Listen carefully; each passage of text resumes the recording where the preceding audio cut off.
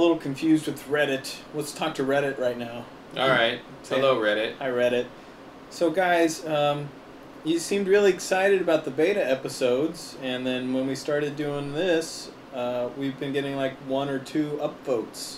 Until the Slutty Pumpkin. It blew up, didn't it? Yeah, we got 4 to 10 times as many listens. Yeah.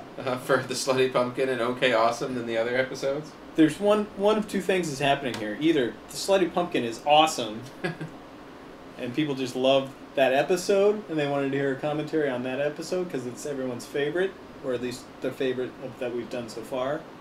What makes the Slutty Pumpkin better? Is it just because it's a better episode? It is a fun, memorable episode.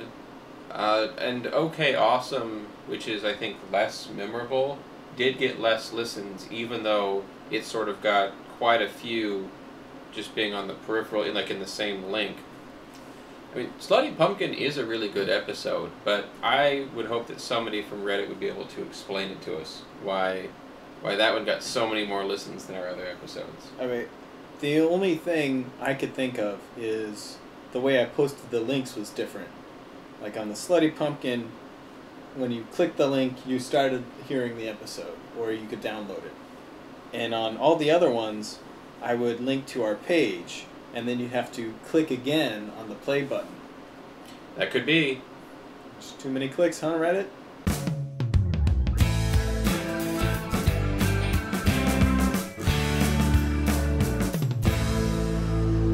This is Himym Superfans. Hey there, Chris Venezia. Hello, James Hamilton. And hello to our mother fans out there. This is the show where we talk about the CBS comedy, How I Met Your Mother. And I guarantee we're going to ruin the show for you today. Totally. Totally.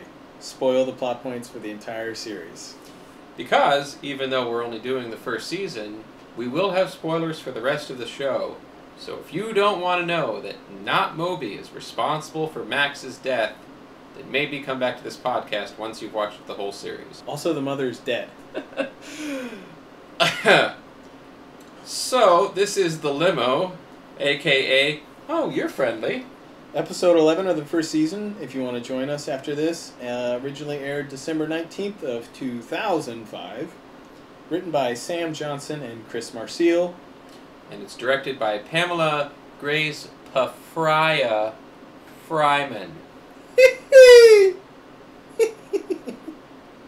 Don't laugh at that. That was terrible. Yeah, that's pretty good. I'm a sucker for puns. So in this one, Ted tries to make New Year's not suck by getting a limo, obviously, and Robin gets stood up by her 100 millionaire. Stop rounding up. Boyfriend, Derek, or D-Bag as I call him, and Ranjit, he's moved up in the world, working for the limo company now. Barney, meanwhile, is psyched until someone steals his Get Psyched mix. And Lily and Marshall trying to meet up before midnight, including calling each other like cattle. Yes. So the context of the episode, Ted and Robin had settled into a good friend groove earlier this season. And then they had a pseudo-date on American Thanksgiving, followed by Ted drunkenly calling her multiple times during the pineapple incident. And Robin has been trying to keep it platonic, but this episode marks the turning point where she starts to let her guard down. Yeah, they're platonish. Yes. So James, what was most memorable to you?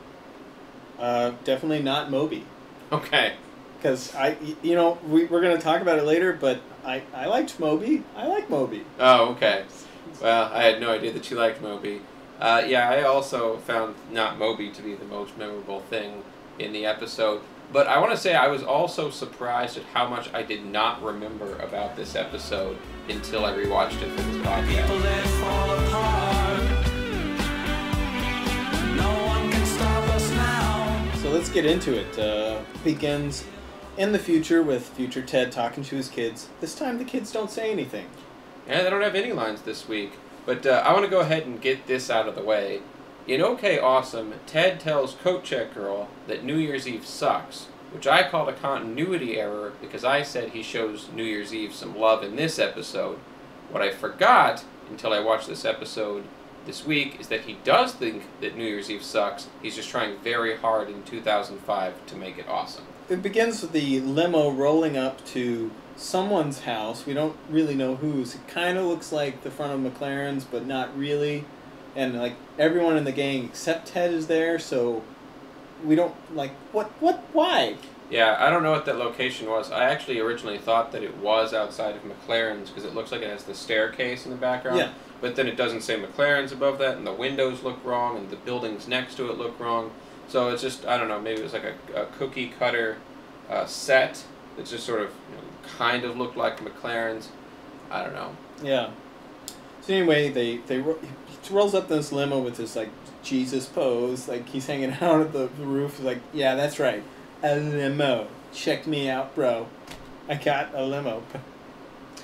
So we can't tell right now, but Ranjit is driving it. You can kind of see him or somebody that's supposed to look like Ranjit through the window of the limo, but you don't find out that it's Ranjit until later. Yeah, speaking of Ranjit, there's a scene like almost immediately. They get into the cab. I'm going to say cab a lot. Yeah, that may happen, audience. They get into the limo, and Ted's, he's like, check it out, I got a limo, and check out who the driver is. Oh, driver! And he rolls down the partition, and everyone except Robin screams, Ranjit! Yeah, she looks almost scared at first because everyone starts yelling, and she just kind of doesn't know why. And she's like looking around, all confused. It's really good face acting. Yeah. And then Ted just explains, it's like, oh, we rode in his cab this one time, like leaving out the part about Ted, him being part of the big date in the pilot, and the re-return that we learn about during game night. Right. Only Barney and Ranjit at this point know about the re-return, and they're not talking. Yeah. So most of this episode does take place inside or around the limo. There are some shots of the New York streets and the occasional shot of one or more people standing through the moonroof. Right. And there's like one half of a shot of Lily at one of the parties. Yeah. Doing a split screen thing. But you're right, most of the episode is in, on, or around the limo. Yeah, so this was the episode, fake trivia here. This is the episode that they filmed after all the other sets burned down. Nice. Yay, fake trivia! But I do like it because it creates a ton of physical comedy that never gets old, as the characters have a difficult time moving around the inside of the limo and squeezing up and down past each other through the moonroof. Right, yeah. So Ted's never been happy about New Year's Eve, apparently, and he is not happy about how New York's Eve turned out last year. So no, I'm gonna keep going. So they have 5 parties this year. And their plan is they're going to attend all 5 parties, pick their favorite, and then they will ring in the new year at their favorite. Okay. That is true. Marybeth will be at party number 1. It's the first mention party number 1. First mention of Marybeth. Ted invited her as his date to New Year's Eve. She works in his office and finds reasons to hug him, he says. It turns out she's just a really huggy person. Yeah, that's nice. That's clever. I like that. Barney's contribution is he's going to get the gang psyched up with his Get Psyched mix, and he puts it in the limo CD player, and he pushes like one button, apparently, on the CD player does everything, and it's the button that's play the first 5 seconds of this Bon Jovi song over and over again. Right. That's all they ever listen to. Yeah, Barney has Get Psyched mix, only listens to one song. Right. But everyone does get psyched, and this is where Ranjit is revealed as the driver. Mm-hmm. After that, Robin says, oh, I have to go meet my boyfriend, Derek. Derek. Yeah, Ted hates that guy. I hated that guy. So they head to party number 1. Party number 1. They have a high level of psychitude, but they don't show the parties. Like we said, the whole, it's pretty much in, on, and around the limo, with the one exception with Lily. But after they head to party number 1, the next scene is them leaving party number 1. Yeah. So this way they can keep all the shots in the limo. Mm-hmm. As they're leaving party number 1, they're climbing back into the cab. This is where Lily gets introduced to Marybeth, because apparently they didn't get to meet in the party, apparently. So that's the first hug. Oh, you're friendly? Right, yeah. Yeah, party number 1 had pigs in blankets, which is like the only thing that Marshall's focused on at this point. Yeah, here we get to see the big guy as the food monster again. Right, and later with the hot dogs. Yeah. Marybeth and Natalia are now part of the group, and Marybeth, of course, hugs Lily and Marshall, and then hugs Natalia, who also says, You're friendly. So Lily's feet hurt, and Ted asks her to power through the pain. He won't turn the limo around for Lily's feet, or to look for Natalia later when they think she's lost, but he will turn the cab around for Robin and Gray's papaya, which I think is kind of a dick move. His friend's feet hurt. Yeah, and I'm going to have to sort of disagree with you there, Bob. I don't know. I kind of I have little sympathy for people with poor footwear choices. I suppose. I mean, it would be different if Ted was nailing Lily, but then you kind of have to do whatever she wants. Well, I'm not going to touch that one at all, but I will say that Lily does treat it that way, that it's not that big of a deal, that she doesn't seem like she's pissed at Ted, that he won't take her home, and she isn't going to delay them from any parties, but she is going to use his detour as an out for herself. Like, when he's going to derail the party plans, then she's like, oh, okay, well then I'm not keeping anyone from anything. I'll just head out now to go change the shoes. Yeah. So they get psyched again and head out to party number 2. So party number 2 is not as awesome. Yeah, they're only there for 35 minutes if you followed along on the countdown. And they leave Natalia there. Yeah, and they don't care. Like, they say none of us really liked her based on the 35 minutes that we knew her. Like, and normally this kind of bothered me, because normally the group is pretty open to meeting new people, but not tonight, or maybe just not one of Barney's girlfriends. Like, we've seen Barney so far in the series hit on a lot of chicks, get struck down 100% of the time, and he talks about having a lot of sex, but we never see him with a woman at this point in the series. So I think that's all kind of odd that this is the first woman that Barney brings to the group, and they're just like, well, we don't care about her, we don't like her, so whatever. Yeah, it's the first one that he's brought or picked up and asked the group to allow her to be around. All of that sounded weird. But, I mean, he did end up with, works with Carlos' girl, but then he didn't, after that, try to keep her around and be like, she's going to spend the evening with us. So, yeah, I think, I got the impression that it's not even like they didn't like Natalia, is that they didn't like Barney having a bang friend around.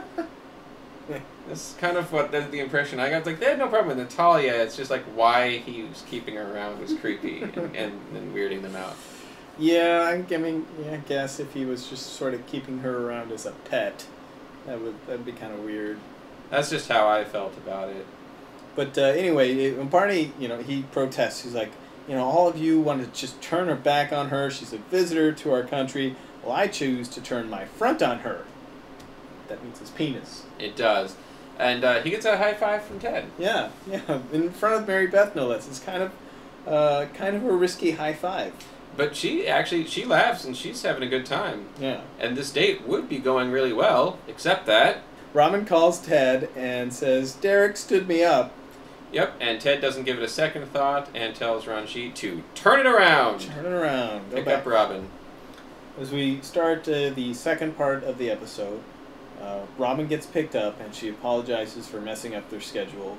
And she says she's bummed that Derek had to work, so closing some sort of deal in Philadelphia or Cincinnati or whatever. It took 17 minutes out of their schedule to pick her up, so not a huge amount of time. But what bothered me was when she was on the phone with Ted, she said that Derek stood her up. And then when she gets in the cab, she says that he's working. So I'm kind of like, he didn't stand you up, bitch. He's working. He's earning that $100 billion. 100 million. Oh. 100 billion would be a lot. You're going to be a borderline trillionaire.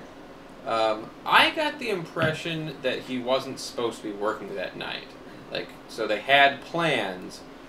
In deciding to work, he canceled their plans last minute, and then that would be standing her up. That's the impression that I got anyway. But I love this Who next works part. on New Year's Eve? Well, yeah. Yeah, Ranjit. Mhm. Lots of people. Yeah. The people at Gray's Papaya. Yeah. Other people. Police officers who cleaned up the bloodbath at party number 4. Dick Clark. In 2005, at least. Was he still alive? I'm pretty sure. All right. I think. So, Barney gets everybody psyched again, and I kind of like this moment. It was like the rest of the gang were like, "Come on, Barney, that's not the time." But I thought that was the perfect time. I thought it was the perfect time too. And I agree. Like they're all down. Robin's down. Like it's time to get shot through the heart. But yeah, Marshall. He doesn't say it, but he has this like sort of very like feel the room, dude. Yeah. Kind of like feel the room. Yeah. This is not the time for that. But I agree with you. I feel like it's the perfect time. Mm-hmm. Ted's again jumping to the rescue. He's like, "Oh, come on, cheer up. What do you want? Someone to kiss you after midnight? I will kiss you shortly after midnight." Yeah, Marybeth doesn't look too happy about that. She's actually been really bubbly and really friendly the whole time. That's the first time that you see her like not look like she's having a good time. Because this is a date, for crying out loud. Yeah, she didn't miss the, chance when she was introduced to Robin to give her a hug. Right now, she takes this opportunity to hug her. She's friendly. She's friendly. Yeah. So Ted, again, being Mr. I'm Gonna Fix You, offers up the gang's time to go to Gray's Papaya and feed Robin especially, but the whole gang, ultimately. Yeah, and Lily takes this opportunity, like I said earlier, to head back to the apartment to change her shoes. Yeah. If they're already breaking from the plan, she's not going to even keep them from a party. She's going to take a cab back to the apartment and catch up with them at party number 3. At this point, Barney's a little offended that there's no time to go back and get Natalia, but they have time for hot dogs and shoe changes. Yeah, and I think it goes back to the gang cares more about full stomachs and comfortable feet than they do about Barney getting laid. Yeah, it is kind of funny. It's almost a running gag where they disregard Barney's wants and needs. It's true, and I'm glad that you brought that up because that is true, and he often gets to be the butt of the joke or the butt of the group.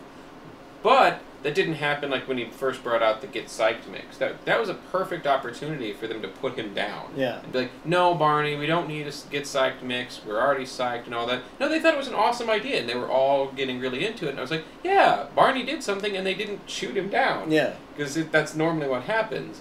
But yeah, then this, and he's like, "Yo, so I can't bring my friend around. We don't have time to go back and get a human being, but you have time for hot dogs and shoes."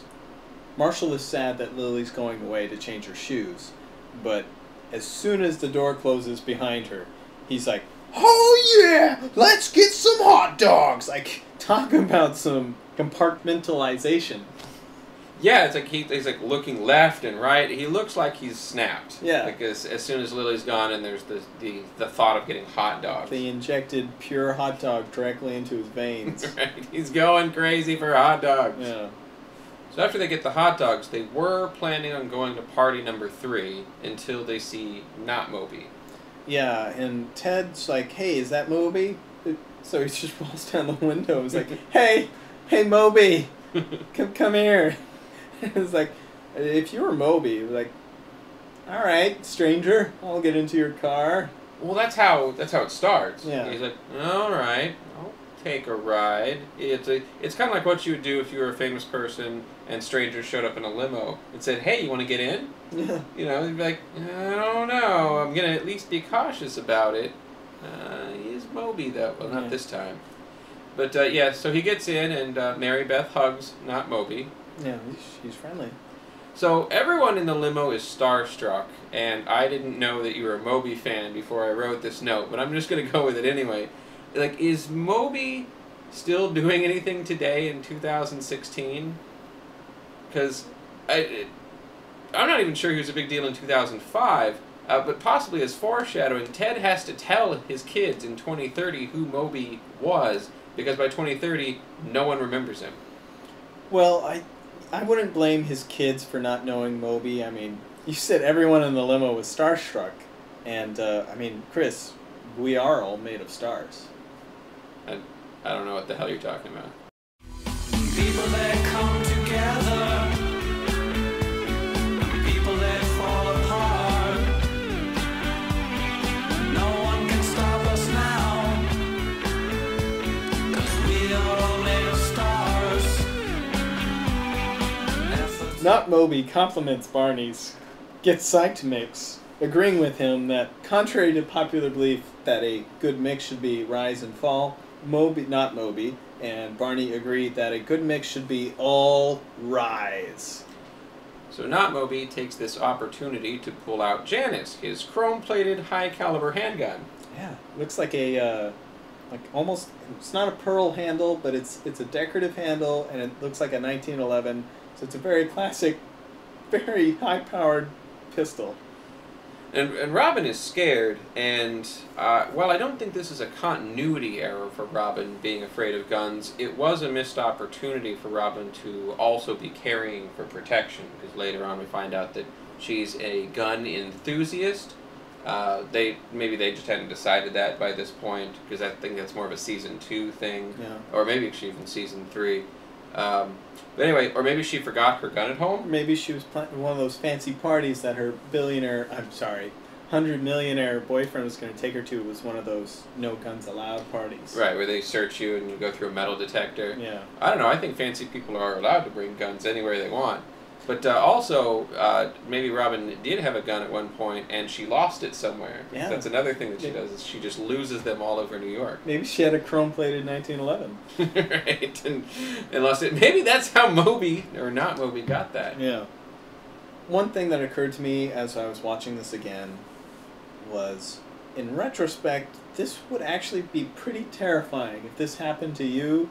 Like, no one was like really threatened in the limo, and no one was shot or hurt in the limo, but just knowing that there's a guy out there that you transported to a party where he is going to explicitly threaten someone, if not kill them, that's just got to ruin your whole night.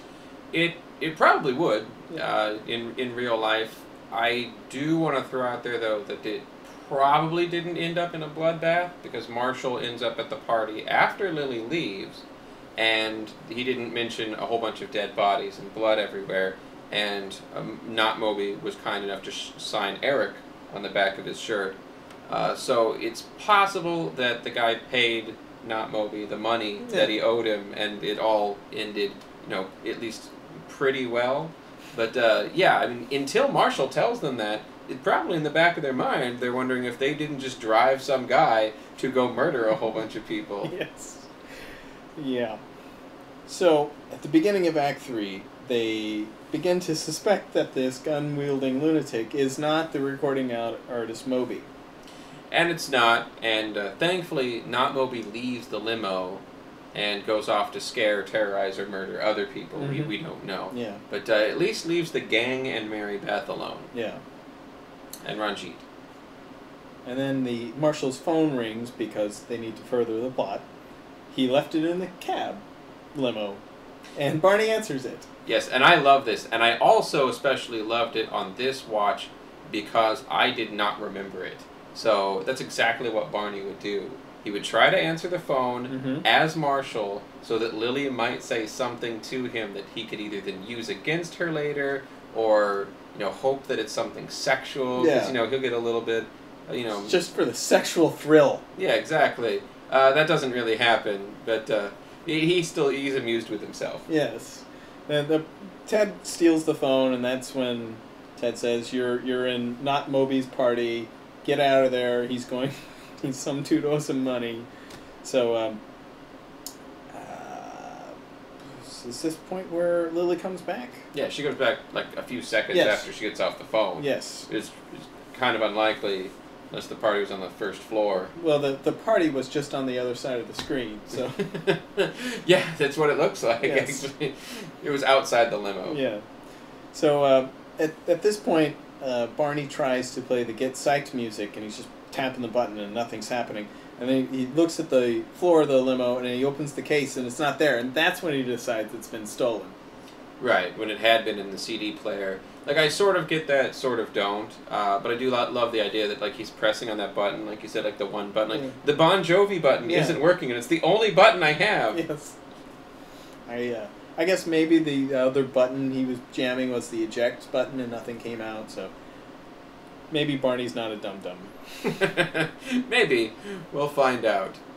You know, Chris, I don't know if I heard this tire popping as a gunshot and everyone flinching because they're still, wired about Moby's pistol, or if it was just a bump in the road and they all jerked around because of that. Yeah, that happened way too quickly for me to get like a strong opinion.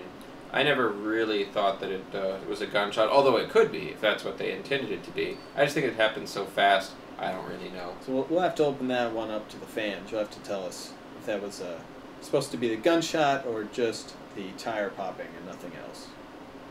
It's at this point where Barney takes his first 180-degree turn. Like, he was super psyched about New Year's. He was trying to get everyone else psyched up. Then his CD's gone, and he's become a pensive, mopey boy. Yeah, and I can't tell because he's all over the place. But it does really seem like it's about the CD. Yeah. Which actually makes it even worse. Because like if he's opening up and he's like trying to reveal parts of himself, he's talking about like the suits and the cigars and the drinking and the bimbos. Where's it all headed? Yeah. Nowhere. And if he's like actually thinking and actually like like a cry for help kind of thing, that's pretty cool. But like it seems like it's because his CD got stolen. Yeah. He might not even be feeling any of these things. He's just down. It does seem that way, but if you listen carefully, I thought it's probably just a coincidence, but it sounded an awful lot like how Barney's character became after he met his father and saw that his father is happy living a normal suburban family life, and it's at that point, later down in the series where Barney starts to give up his whoring ways, and that's when he starts to work on the Robin, the play The Robin, and sort of build a entirely new part of his life. And this little jaunt and New Year's Eve about the CD kind of lays out his character arc for the series. Or it's just a coincidence. Right. I mean, I do think that, it lays out his character arc, and that was cool, and it's nice to see it and think that there's a human being in there at this point in the show in season 1. But once he gets his CD back, then he's fine, and he goes back to the way that he was. It's like, all that other stuff, that was just, that was just hooey. Yeah. But because there's even a point where, like, he's harassing Ted about, trying to turn the night around, and he's just kind of mean until he gets his CD back. Like, pensive and then mean. Yeah. Marybeth, at this point, picks up on Ted and Robin's affection. That she's already sort of got the impression that Ted's interested in Robin. That whole, fine, I'll kiss you at midnight, or oops, I'm on a date.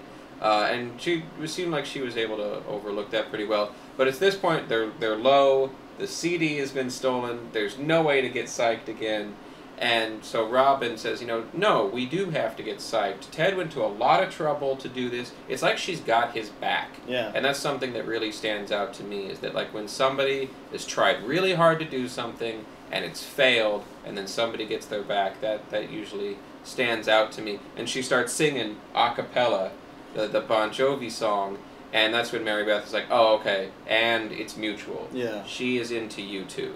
Yeah, they both pick each other up in this episode when they're down. Yes. So, Marybeth picks up on that, and she goes up to the sunroof to, I guess, get away from the awkwardness. Ted chases her up there. That's when they have this conversation. It's like, it seems like you are in love with Robin. I'm going to head out. I got a New Year's party with my roommates just a couple blocks away. So she leaves. And then everybody else starts popping up through the roof. Right, yes. First, Lily, because she's going to call Marshall. She's going to call Marshall. Like when Barney was going to pick someone up at the airport. Yes. Going to pick someone up at the airport. Lily is going to call Marshall. Yes, And then she does it about 20 times. Marshall! She's calling a kid or a boy or a puppy. I really like this moment where Barney takes full ludicrous advantage of squeezing 3 bodies up through that moonroof by pressing his face up against Lily's boobs pretty aggressively. Yeah, she seemed really unhappy about that. But once he's up there, then she doesn't care anymore. Yeah. She's gonna call Marshall, and she's okay with it. But yeah, as he's going up there, she's like, really, would you just get up here? Really, this? Oh, okay, fine, good, you're up here. It makes me wonder though, for the rest of the series, the running joke is Barney has an obsession with Lily's boobs. There's the whole I've made drawings of them. They're oddly accurate. There's the bet with the sushi chef, and so did that start here with this one loving nuzzle, or is this nuzzle just one of many? I think that should be a crazy theory this week. This is where Barney's obsession. this is where Barney's obsession with Lily's boobs begins. Yes, he got a little taste of the sweet goods, and he's just been chasing that high ever since. So where can we go from there? It's like heroin. Okay. Just as things look the bleakest, things turn around. Marshall shows up like a superhero running through the steam. Mm-hmm. Some inexplicable steam. There's lots of steam around New York. Yes. That night. The universe plays the Get Psyched music. Right, 'cause it's not in the car. Yeah. And Barney finds Natalia asleep in the front seat. Yeah. Ranjit didn't want to wake her. She looks so peaceful. So they're going to head to party number 5, which Marshall has been to, and he says that it's awesome. Yeah. They probably have really awesome food there. Yeah, well, if he says it was awesome. He doesn't describe how it was awesome, so I'm guessing that it was food. Maybe they had hot dogs and pigs in blankets. Or an actual Moby. Or an artist you've heard of, Chris. Yes. Well, they picked Moby. People that come together. Marshall actually at this point still thinks that was legit Moby, because he wasn't there for the whole gun waving thing. Yes. Right, so anyway, what does Ted say? It's 20 blocks. Can you make it there in 8 minutes? Yes. And my joke was, not if this cab could fly, could I make it there in 8 minutes. Yeah, I mean, that's pretty far. So yeah, it's New Year's Eve, 8 minutes to midnight. Traffic's just gridlocked. They're not going to make it. So Ted pops open the champagne in the limo Mm-hmm. and says that we're going to have New Year's Eve right here. Yeah, and I kind of thought that was where they should have had New Year's Eve. Anyway, maybe make a stop at a party or two, but the whole point would be to just drive around the city, drink. You're always where your drinks are, but you're moving at the same time. Yeah, if you want to go somewhere else, you can. Ranjit is kind of babysitting them, so they're paying for a babysitter. You could go get Grace Papaya, or 20 minutes later, if you want something else, go get something else. So that does sound like a lot of fun. Yeah. It probably should have been the plan the whole time. But then Derek, I hate that guy. D-bag as I call him, shows up and literally and figuratively, but mostly literally, replaces Ted in Robin's life. He gets out of the car so Derek could fit in and sit in his seat. Yeah, I mean I do like the metaphor some there. symbolism, yeah. Well, especially since they both kind of got dumped. Yeah. They felt like this episode, and they're like, "Wow, I haven't forgotten about the kiss at midnight. Well, I haven't forgotten about it either. So good, we're both getting a kiss." And that's when Derek Calls shows up and etc. But yeah, it goes back to that sort of physical comedy. This didn't just happen to be funny though. There's no room in the cab. Where is Ted going to go sit? Oh, they're out of seats. He'll just get out of the cab. Mm-hmm. That could have been a funny moment if it wasn't, him being replaced by Derek. Ted says something about 2006 being a big year, and we'll go over that in a minute. But let's skip ahead to the part where Robin gets out of the limo and gives Ted that New Year's kiss and a really long smile and sort of a lustful, certainly not lustful, but more than friendly look. Yeah, I mean, very recently she told Ted that she just wanted to be friends, but I think he's gotten into her head at this point. Yeah, between like the kiss in the purple giraffe that they shared on the roof, and they both said that there's not an off switch. Mm-hmm. They've tried really hard to find an off switch and to flip it. I don't think that they succeeded. They've been trying to, but then last week with the pineapple incident. And I'd have to add to that the pineapple incident ends with Robin walking in on the pineapple and Trudy's gone. But Robin must have been convinced by the others in the group that, yes, Trudy is real and Ted really did sleep with someone else by this point. Yeah. So she, maybe just a little bit of female competition. Yeah. Like a jealousy thing? Yeah. It could be. Maybe Ted's suddenly more desirable because he's been desired by another woman. That happens.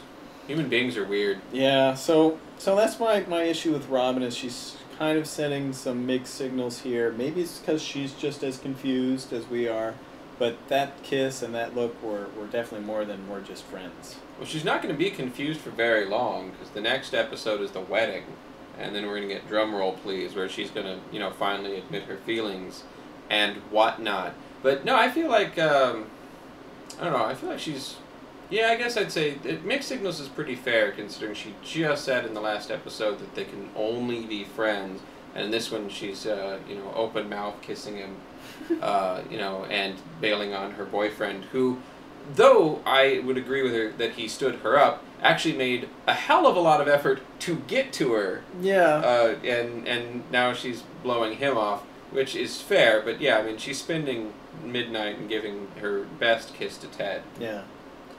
And so Ted said 2006 was a big deal. Well, let's just list off the things that we know happened in 2006 in Ted's life. There's Victoria. There's Marshall and Lily breaking up and getting back together. Yes. And then there's Ted and Robin getting together in 2006. Yep, that's true. That was a big year for them. Yeah. So here we are at the end of the episode, and Ted's gotten his kiss from Robin, and he's walking down the street. He walks under a pedestrian crossing light that shows the orange "Do Not Walk" hand, and then the white walk sign. And it's interesting because it's so prominent on the screen. One of our super fans, Mary, wrote into us about the episode, and she wants to know if the hand is supposed to be a high five, and the walk sign represents moving forward. Could be moving forward with Robin. Yeah. I'm not sure. It's so, it has this important feel to it, because it's otherwise why would you make that show up so prominently on the screen? But it's so unclear about like what the meaning could be.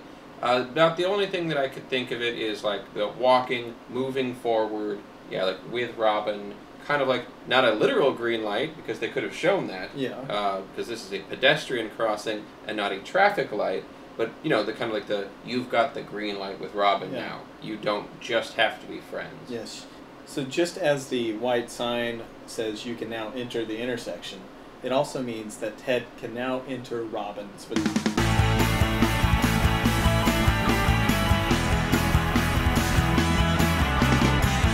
Hey folks, we got some guest stars this week. So who played D-Bag? James Tupper. All right. Who played Ranjit? Marshall Manesh. And who played Moby? Who's Moby? Trick question.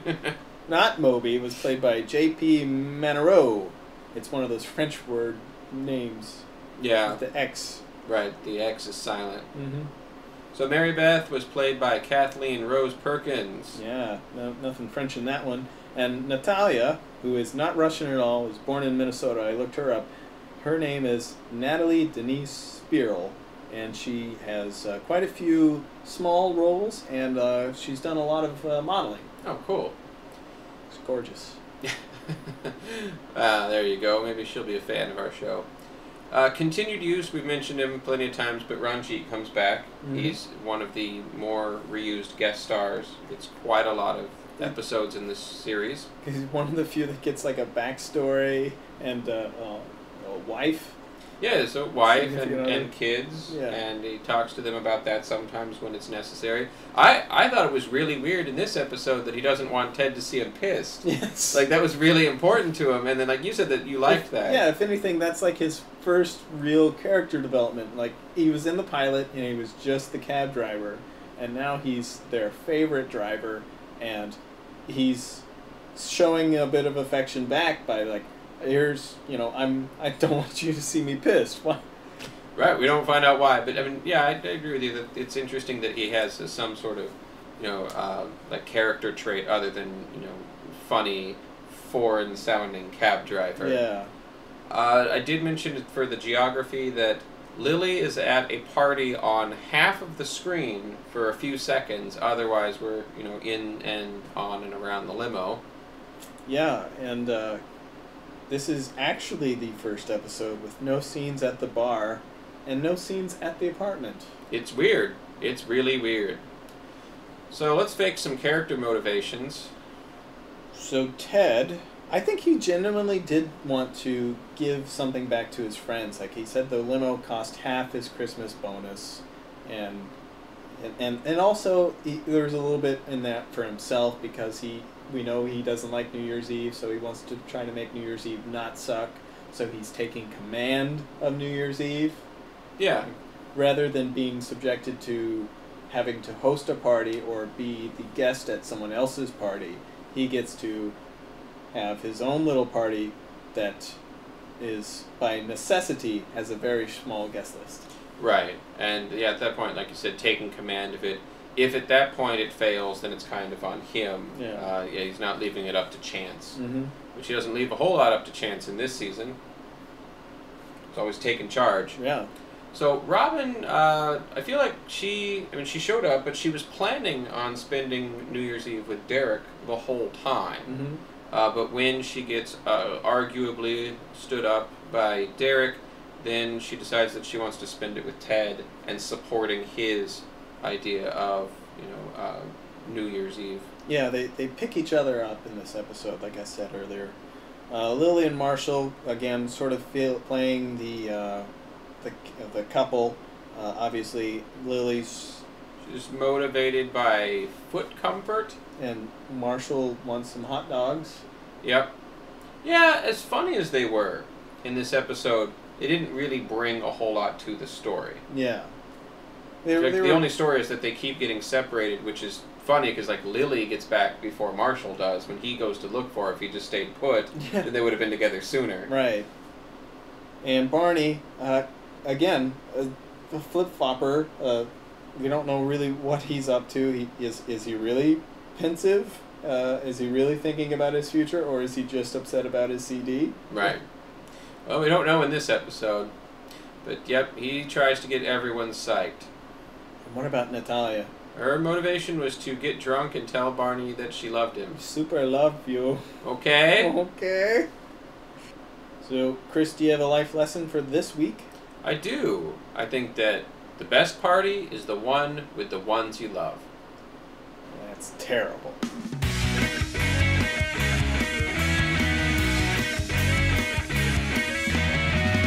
So that's it for this one, folks. What'd you think about it? Shoot us an email if you want at himymsuperfans@gmail.com. Yeah, each week James and I get so much out of discussing the episode. We really enjoy doing this, and we hope you enjoy it too. One other way you could be involved in the podcast is if you join the Facebook group. That's facebook.com/groups/himymsuperfans. You can leave us a message there or share one of our hilarious memes. Yes, and if you like the show, the best way to help us out is to give us a 5-star rating on iTunes. Some people have actually done it. Yes.